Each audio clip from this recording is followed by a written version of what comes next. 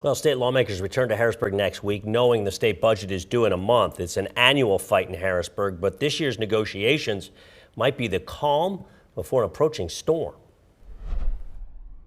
I introduced my budget back in February. The House has passed it already. On April the 14th. Democrats trumpet quickly passing the governor's $53 billion spending plan.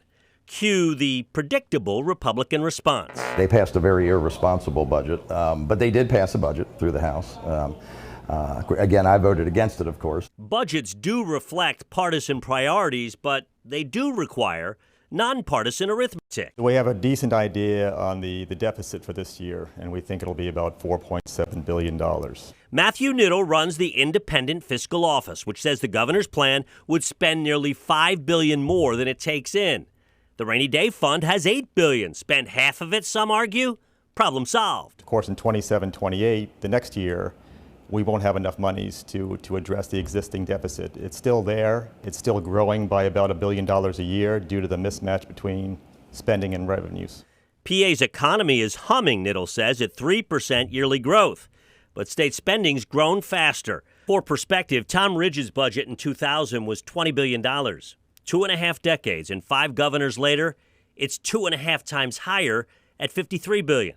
Next year, the IFO says, that bill comes due. Our opinion is that a broad-based tax increase will be necessary because it will not be possible to cut spending enough to address that full deficit. Broad-based means income or sales taxes.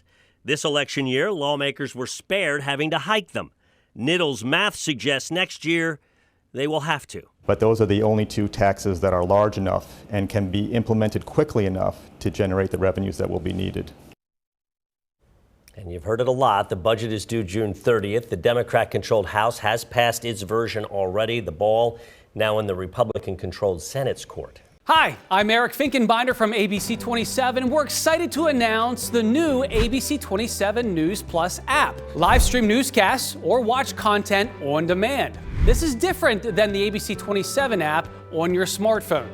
You can check this out at home, and it's very easy to use. With a Fire Stick, go to the homepage, scroll down to search. From there, enter ABC 27. Move over to the apps, and there we are. Click the icon and install. It's just that easy.